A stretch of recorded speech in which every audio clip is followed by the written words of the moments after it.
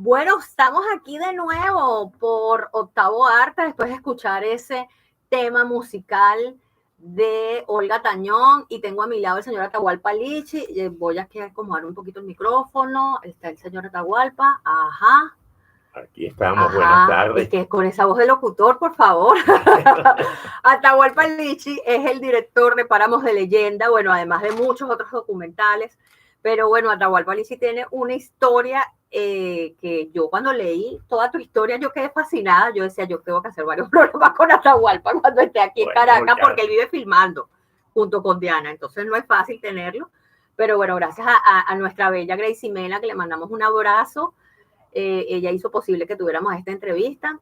Yo de verdad te felicito por Páramos de Leyenda, porque yo creo que Páramos de Leyenda es algo que te hace vibrar, recordar tu memoria materna, paterna, tu infancia. Sí. Así que cuéntame cómo fue ese proceso y felicidades. Bueno, gracias. Y porque estás diciendo, pues como nosotros tenemos la costumbre de ir al final de la proyección en las diferentes salas, ahorita es el trasnocho, pero a partir de hoy en las otras salas, ya tenemos 7 funciones de donde vamos y nos hemos dado cuenta que el público reacciona, como estás diciendo. Sí. Reacciona, muchas palabras vienen de gente que no me conoce, porque los que te conocen te pueden decir algo en relación a lo que uno ha hecho. Pero gente que no sabe, que me dice que se siente orgulloso de ser venezolano después de ver la película, que la película tiene una magia que ellos no conocían de Venezuela, cosas que muy bonitas, que es lo que yo quería, porque uno nunca está seguro de poder hacer, sobre todo que es difícil transmitir eso. Claro. Entonces, no es fácil. Por una parte, estas proyecciones me permiten de ver que estos 10 años que pusimos para hacer la película no han sido inútiles. Eso es una cosa. Hace 10 años. Bueno, pues fueron 28 locaciones también. Sí, pero ¿no? También, sobre todo, porque han habido dificultades en la vida. Claro. Hubo el COVID, han habido problemas económicos, algunas cosas, pero al menos hay 5 o 6 años de trabajo para poder hacerla.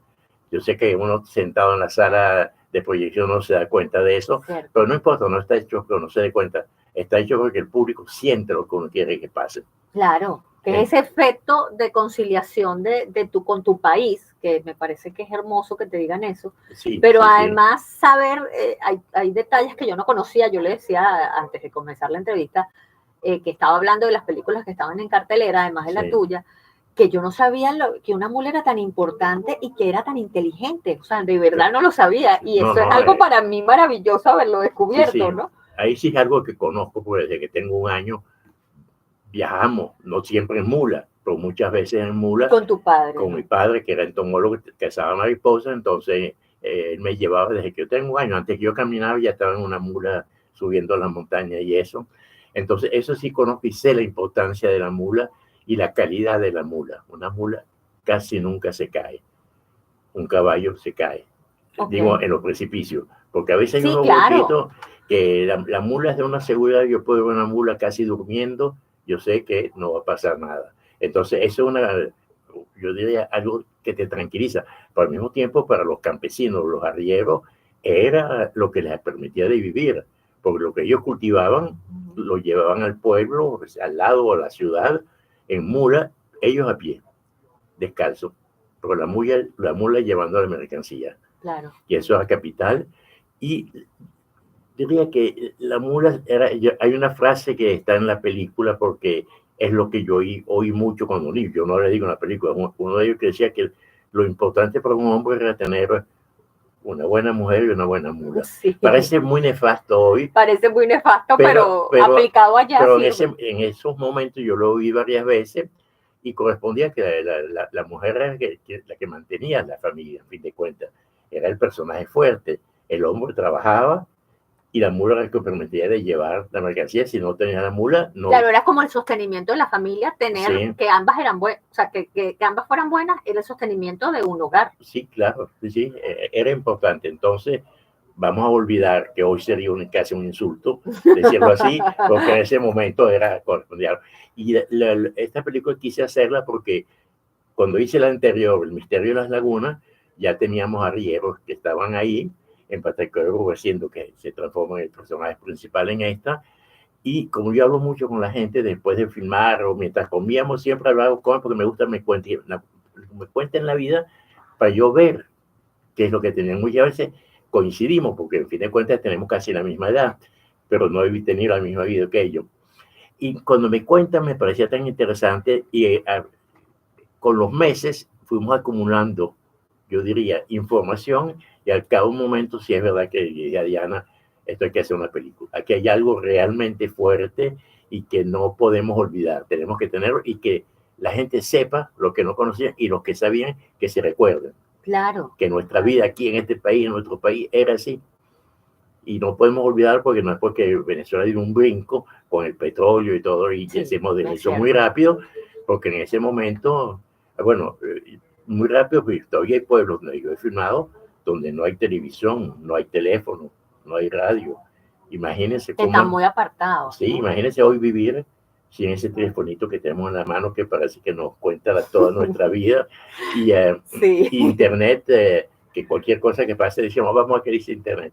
O la radio, pues, que es tan importante. Y la radio, que es importantísimo. Sí. Allá todavía, de vez en cuando, sobre todo en el Táchira, oyen radio de Colombia. Bueno, nosotros nos escuchamos allá en San Cristóbal, de hecho, sí. Hay un dial 97.7 en Táchira, nos escuchamos nosotros. Magnífico.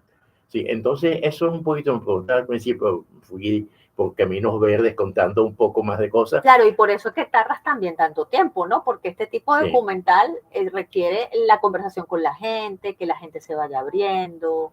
Sí. Un poco cómo fue ese proceso, o sea, tú clasificaste por estados, no. Porque es que tienes un material tan hermoso, sí. Atahualpa, o sea, la gente además es sincero.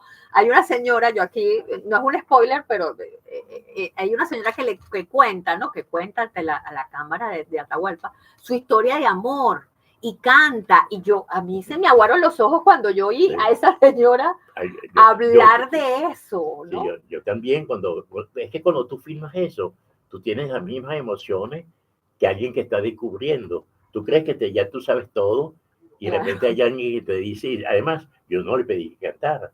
Ella me dice, no, yo la canción que le canté Panamá Ballet y de que la canta, y eso es tu privilegio, lo guardas, no lo voy a quitar de la película, al contrario. Claro.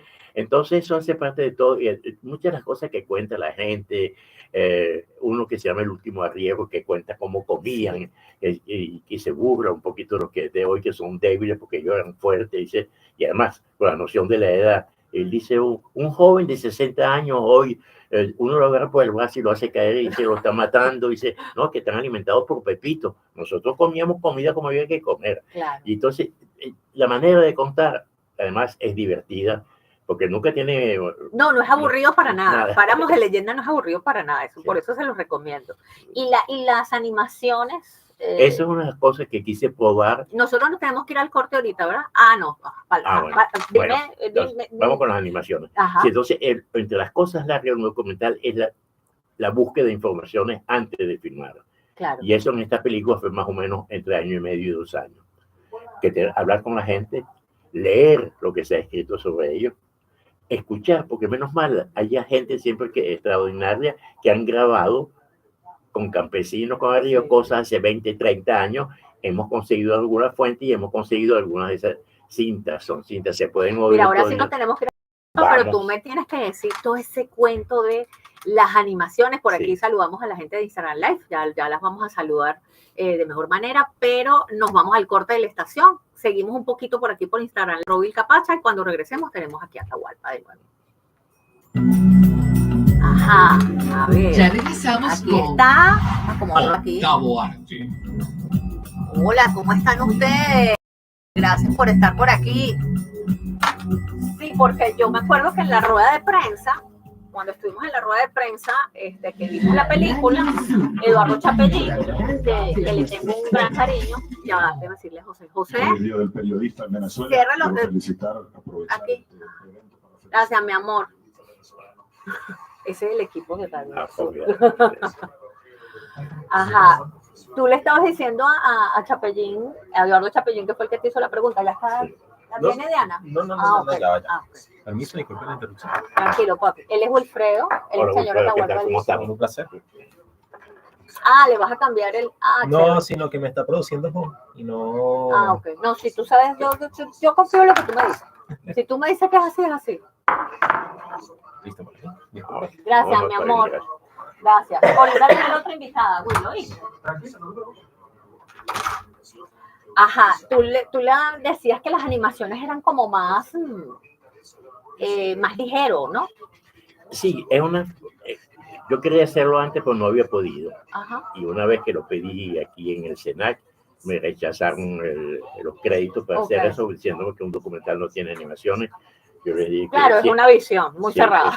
Yo creo que viendo esta película se ve que sí se puede poner animación en un Pero documental. maravilloso. Pero eso sí, a condición de respetar el lado auténtico del documental.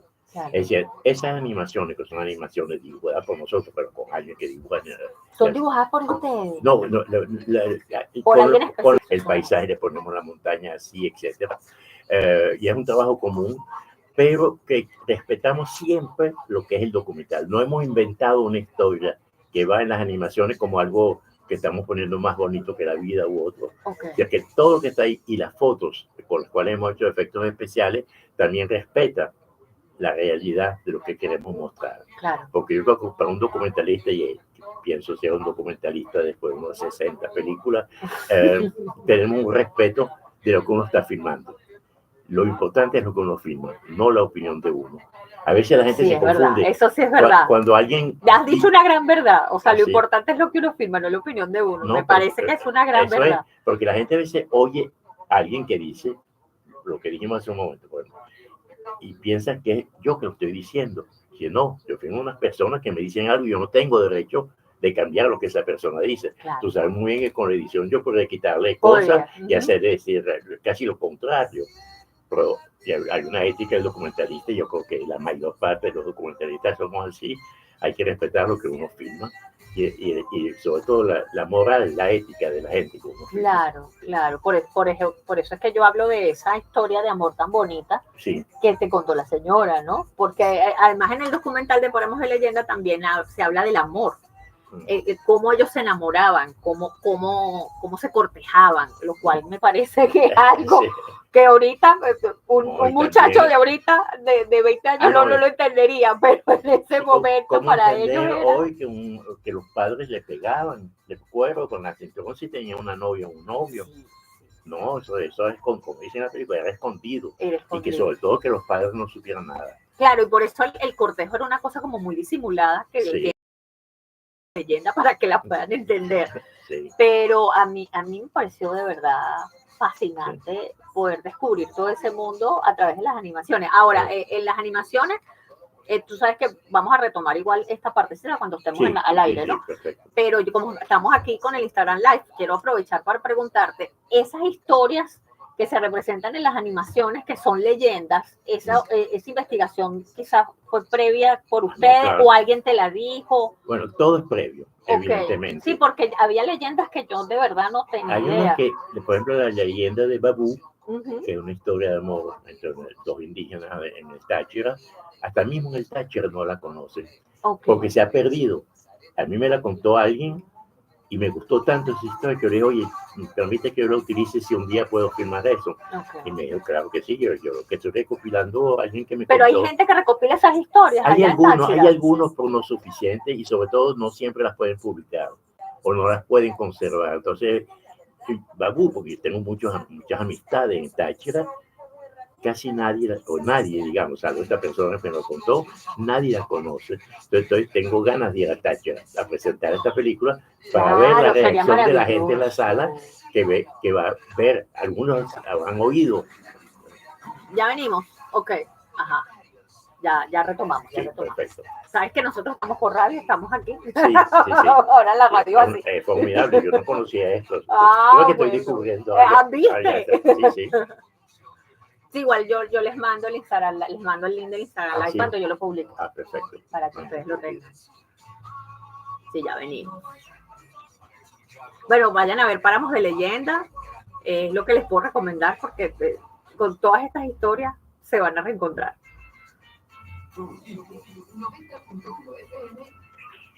A Trujillo también llegamos. Nosotros también llegamos a Trujillo. Ahorita, de hecho, voy a decir las frecuencias a nivel nacional. Sí. Estamos de vuelta con Octavo Arte.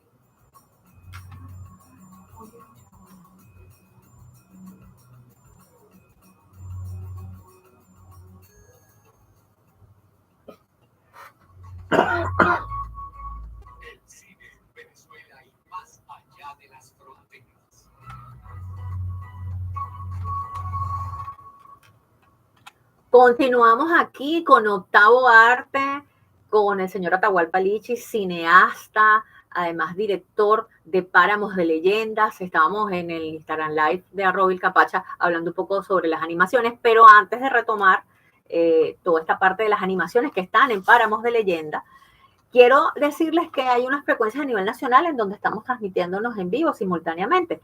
Además de Caracas 98.5, La Guaira 98.7 FM, Valencia, Estado Carabobo 101.5, en Guárico 88.7 FM, Barquisimeto 97.1 FM, El Tigre 96.7 FM, Trujillo, que es una de las locaciones de Páramos de Leyenda, 90.1 FM, en San Cristóbal, que es otra de las locaciones, 97.7 FM, San Martín de Turumbán en la Guayana Esequiba 104.3 FM, Las Claritas en el Estado Bolívar 102.1 FM y en Luepa en Estado Bolívar 95.5 FM. Ajá.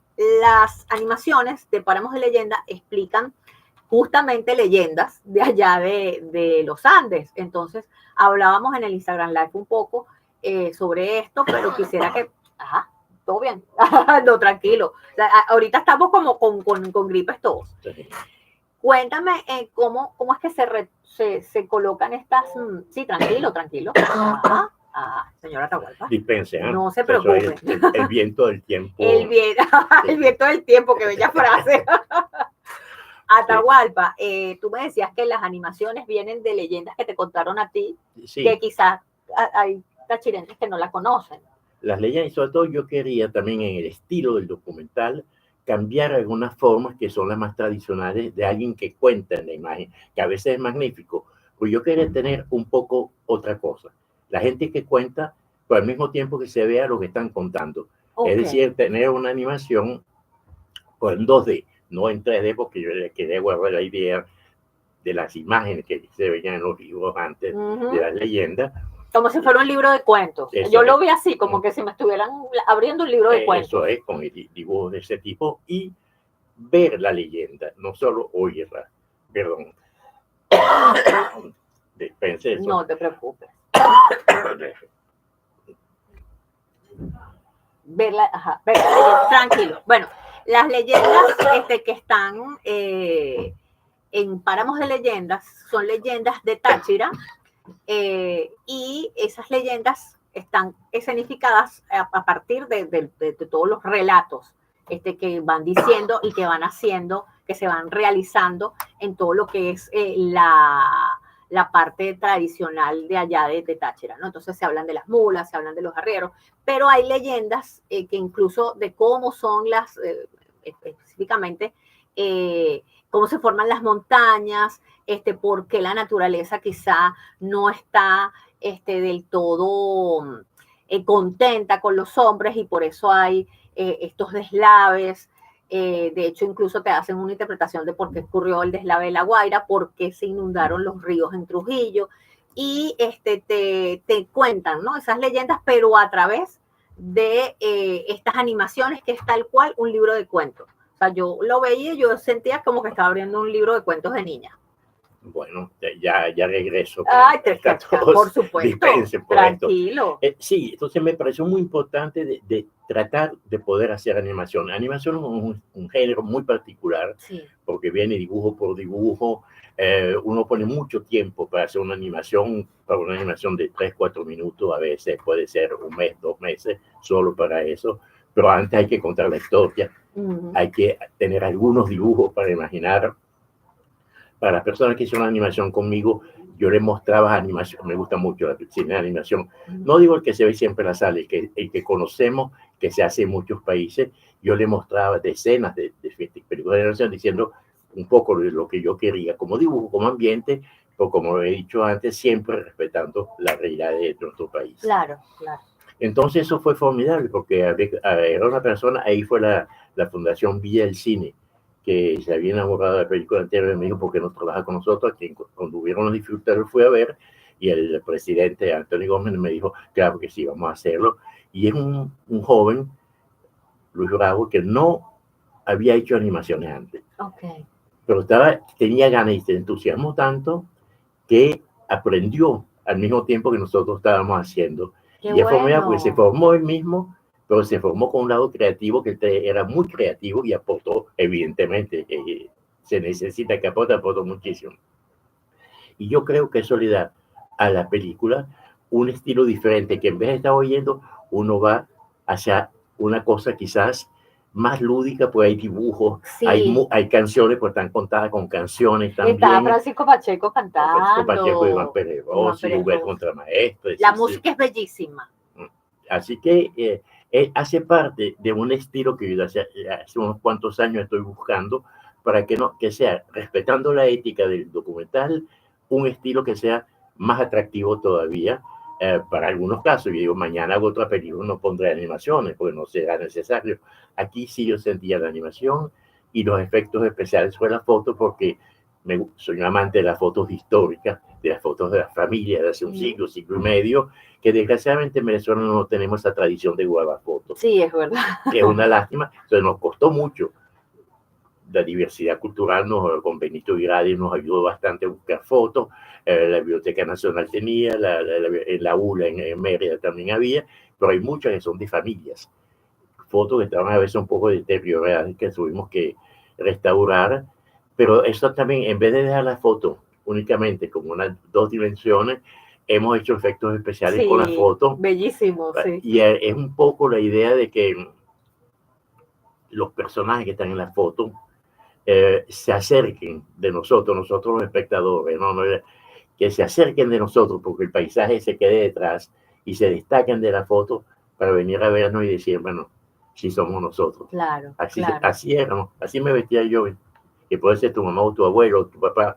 Y me parecía interesante que todos esos personajes se destaquen de la foto y vengan a vernos para que nos recordemos que no hace tanto tiempo Venezuela era así. Sí, y además conservar la memoria histórica yo creo que es muy importante. Es que hace tanto tiempo que pienso que uno no puede vivir sin la historia de uno del país. Por no solo pensar en la guerra de independencia, ¿sí? Es la vida de todos los días. Sí, de la persona cotidiana, no del héroe necesariamente, sino del... Sí, que existe y que tenemos que conocer y claro, y es importante. Pero esta historia reciente me parece tan importante. Claro. Y yo sé que con las proyecciones del Misterio de las Lagunas, hemos visto muchas veces jóvenes aquí en Caracas que venían a ver la salida de la película y nos decían, vinimos a ver esta película porque queremos ver cómo vivían nuestros abuelos, porque no somos de los Andes y no sabemos nada de eso. Y entonces algo quedó ahí, y espero que esta película también quede algo. Me da la impresión que sí está quedando, porque lo que hemos hablado con la gente de estas proyecciones, uno siente que la gente agarra y lo que hemos querido decir, que es lo más bello para uno. Como que uno ve que la gente, sin que uno no diga nada, lo tiene, lo agarra y lo percibe. Sí, claro, y de alguna manera el espectador siempre intuye algo que el mismo realizador a veces no lo piensa, ¿no? Porque uno aprende mucho. Uno aprende mucho con las proyecciones, con los cineforos. Hay espectadores que dicen algo sobre la película y que uno no lo había pensado, y vieron más allá porque entre el trabajo de la música, del montaje de sonido, de las animaciones, hay cosas que pasan y cosas que a veces uno no se da cuenta que ha puesto, y viene un espectador y dice, esta cosa es de... Y uno dice, descubre. Sí, y eso es formidable, que uno en estas, yo diría reuniones, porque no es un conversatorio oficial, sino una discusión de la proyección, cada quien aporta. Nosotros podemos aportar unas informaciones como estamos aportando ahora, pero también el espectador nos dice cosas, y a veces cosas que pueden faltar, diciendo, aquí no entendí. Bueno, uno dice, bueno, quizás me hubiera necesitado hacer otra cosa. Por ejemplo, unas personas en la última proyección nos dijeron, nos gustaría saber los pueblos. Y yo le dije justamente, yo no quería los pueblos, yo quiero que sea como una identidad. Porque si la gente empieza a decir, oye, esto es Lagunilla, esto es Boconó, esto, la gente se fija en eso y ve casi únicamente lo que conoce. Y yo quiero que vea todo. Claro, la generalidad. Pero en los créditos finales nosotros ponemos la cara de todo el mundo con su nombre, y me dice, pues usted podía poner el pueblo ahí. Y ahora me parece tremendo cómo es posible que no nos dimos cuenta que hubiéramos podido poner Rubercindo Los Nevados. Claro. Entonces... Claro, porque estabas más pendiente como de que la persona estuviera allí visualizada, más no el pueblo. Entonces, pero claro, alguien que ve el documental, quizá le hace falta esa información, porque eso es parte también de crecer, ¿no? O sea, las películas o te Claro. gustan o no te gustan, y cuando Sí. te gustan por algo, y cuando no te gustan es por algo. Por algo, Entonces sí, eso sí. es parte del crecimiento. Claro. Quiero hacerte una pregunta breve antes de ya terminar. Tú estás preparando tu autobiografía. Por allí vi el material. A mí me encanta esa biografía. Yo quiero ver esa autobiografía. Ya tengo curiosidad. Ya está muy adelantada. Ya está muy adelantada. Ahorita queremos terminar primero una correalización con Diana, que está allá en el fondo. Ajá, Diana no se vino. Diana no bueno, se vino bueno. para finalizar la entrevista. ¿No te quieres venir, Diana, para finalizar la entrevista? Bueno. Diana es la productora de Páramos de Leyenda, porque Diana estaba atendiendo otra entrevista, porque ellos están en gira de medios, justamente porque estrenó ayer Páramos de Leyenda, 26 de junio, está en cartelera, la pueden ver, o sea, la película de la que estamos hablando la pueden ver en cartelera nacional, así que no tienen excusa. Diana Lichi se va a incorporar aquí. Vente por aquí, Diana. Ponte aquí, aproveche mi micrófono. Ya que hemos compartido Diana, tantas cosas en la vida, por compartimos favor. el micrófono también. La bella Diana. Bueno, entonces La bella Diana. Hola, un placer. Estamos Aquí está Diana. realizando con Diana una película. Hablamos de la biografía, Diana, de la Bueno, biografía. terminando La con la- vida y milagros de Atahualpa Lichi. Ajá, cuéntame un poco tú, Diana. Ajá, bueno, Atahualpa tiene muchísimas historias que Sí se contar. oye. Ajá, un Ajá, poquito aquí. Atahualpa tiene muchísimas historias que contar, Ajá, porque, bueno, digamos que por un lado, la vida en los festivales, ¿no? claro, es verdad, Y cierto. muchísimos festivales apoyando el cine latinoamericano. Él es uno de los primeros en pelearse para que las películas latinas entren a tener proyección y pantalla en festivales como el de Cannes. Sí. Antes tenía un festival. Estuvo en la quincena de realizadores, Sí, que eso, ajá, Sí, eso sí, es importante. sí. Y también era programador, eras programador también para el festival. Él recomendaba películas para el festival oficial. Entonces, también tenía un festival muy importante antes que se llamaba el Festival de Grenoble o Lille después, que también era sobre cortos. Y fue el primero que pasó documentales largometrajes que en ese momento no se veían en los festivales. Ok, qué interesante. Entonces, bueno, por eso entonces toda esa parte cineasta primero. Sí, y por otra parte, al mismo tiempo, como realizador, haciendo películas. Entonces, es complejo porque organizar un festival te lleva mucho tiempo. Tienes que visionar, tienes que buscar. En aquella época no era como ahora que tú te conectas a internet y en YouTube ves 800.000 películas. Antes tenías que pedir las películas en 35 o en 16 milímetros. Y buscar la sala de proyección. Eran unas cajas enormes. Que te lo envíen del país, que pase a aduana.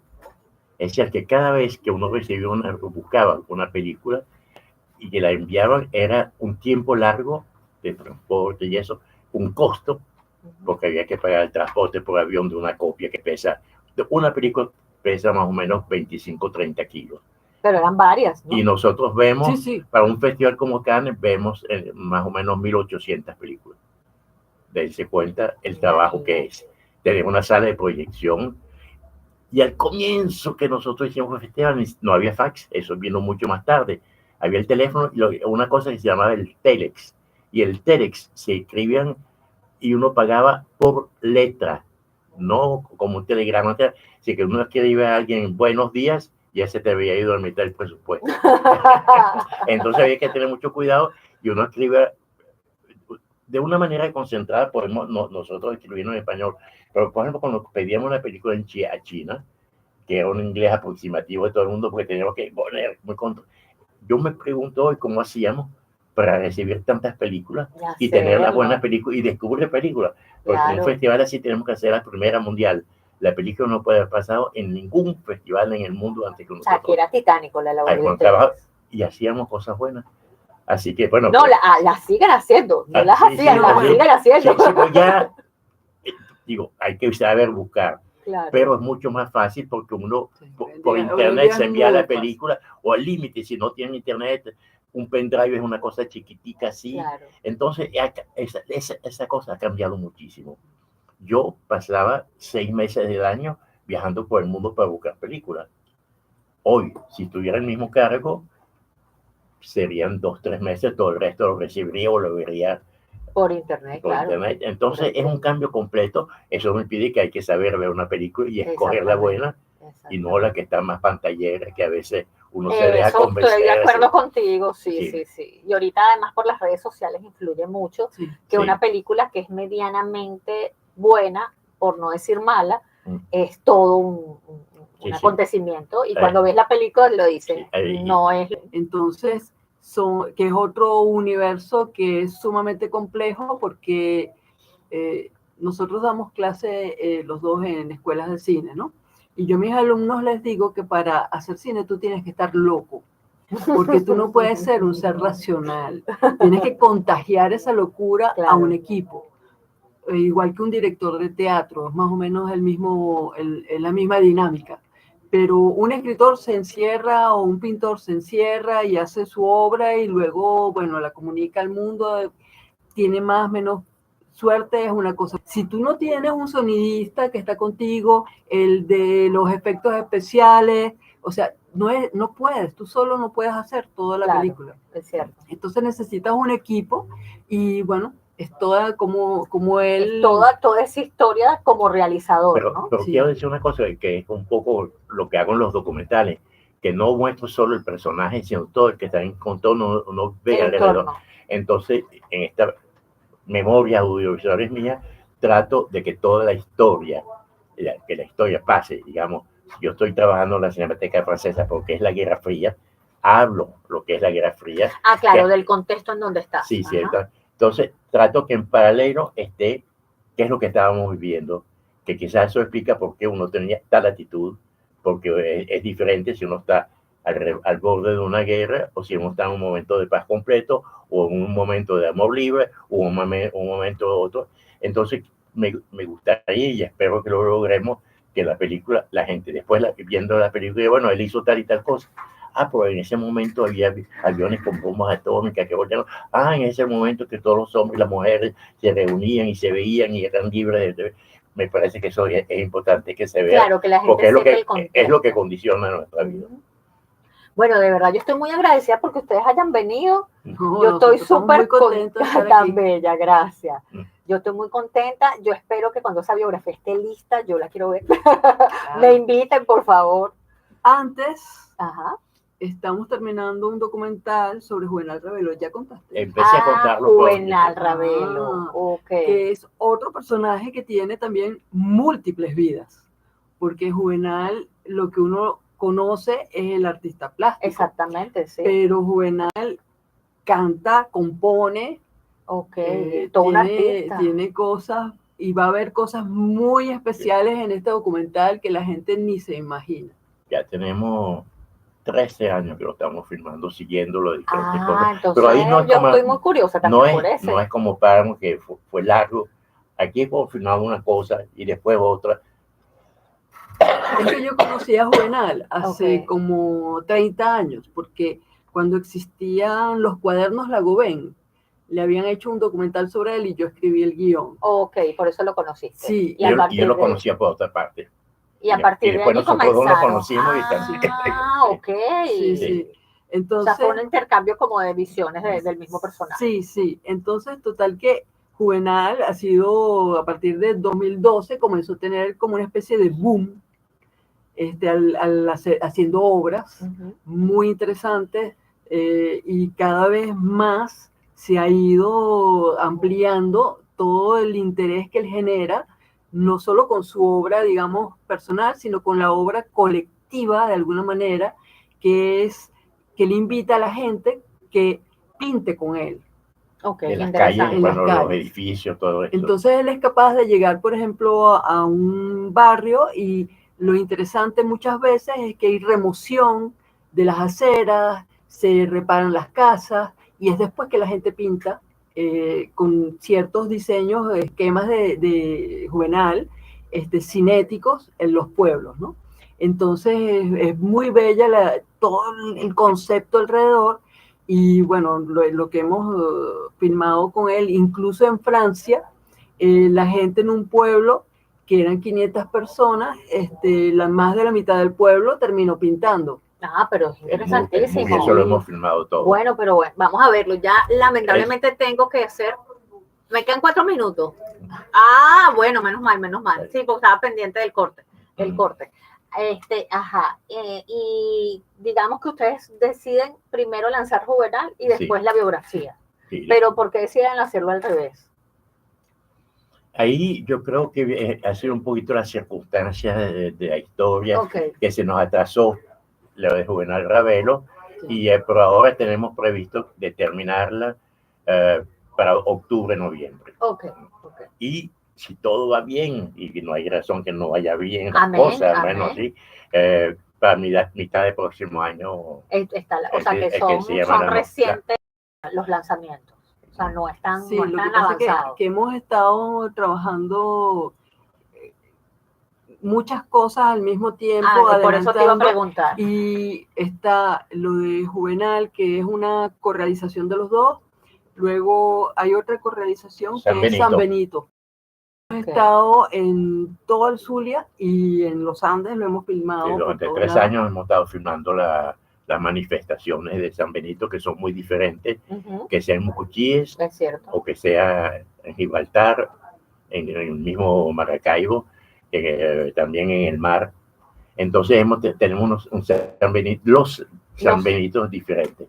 Desde distintas, o sea, desde distintas regiones de Venezuela. Sí, antes de San Benito viene mi vida. Sí, claro. No que estoy por encima, estoy hablando cronología. No, por supuesto. No. Bueno, yo quisiera que fuera primero la de la vida, por eso es que yo estoy insistiendo. Yo, ay, la biografía cuando viene, porque quiero. Sí. Además, creo que como periodista cinematográfica, saber cómo se hacían esos festivales es sumamente importante, ¿no? Porque digamos que la tecnología nos ha arropado, y a veces olvidamos lo de la memoria histórica, pues justamente lo de la memoria histórica, olvidamos que la gente cuando venía de analógico, que es nuestra generación, cuando venía de analógico era mucho más difícil, ¿no? Todo lo que cuentas de las películas. Además no estaba el internet, entonces tú tenías que viajar, era más complicado. Pero fíjate que cuando Atahualpa hizo Río Negro, lo invitaron en Estados Unidos para un festival en Washington, donde él tenía que presentar la película y se perdió el primer rollo de la película, no llegó completo. Entonces Atahualpa pensaba decir que no iba a haber proyección y le dijeron, no, está todo el mundo invitado aquí, es imposible que se anule, tienes que hacer algo. Entonces, y conté los 20 primeros minutos. Los contaste. Me subí al escenario, todos los embajadores del mundo, en la sala Kennedy en Washington. Conté los 20 primeros minutos y después la película. A mí, viste, esas son las anécdotas sabrosas que se tienen aquí con Atahualpa y con Diana. Gracias de verdad por estar aquí. Esto fue una conversación muy sabrosa. Feliz Día del Periodista para todos. Gracias. Bueno, esto es como un regalo para mí, esta entrevista. Bueno, nos vamos al corte de la estación y cuando regresemos tenemos más de Octavo Arte. Ajá, vamos a pedir por aquí el Instagram Live. Ay, saludos a toda la gente que se unió aquí. Dani Acosta, Alexis Martín. Saludos a todos. Bueno. Si están aquí en Venezuela, vayan yo sé que Dani Acosta está aquí en Venezuela. Vayan a ver Páramos de Leyendas, que está en todas las salas nacionales. Todavía está en el trasnocho. Todavía está en el trasnocho. Entonces vayan a ver si están en la zona de las Mercedes. Porque por favor. Tenemos 2 semanas para mantenernos en sala. Si no vienen, se quedan sin la película y nosotros nos quedamos a medio camino. Es una tristeza. Así que por favor vayan a verla porque yo la recomiendo, es muy hermosa. Voy a despedir este Instagram Live porque a la sesión de fotos, que ustedes saben que a mí me encanta la sesión de fotos. Ahí todo. Ajá. Aquí finalizo y aquí. Entonces tomamos la foto. Ay, saludos a la gente de YouTube. Saludos a la gente de YouTube. Sí, YouTube. Chao. La próxima vez vengo sin toser.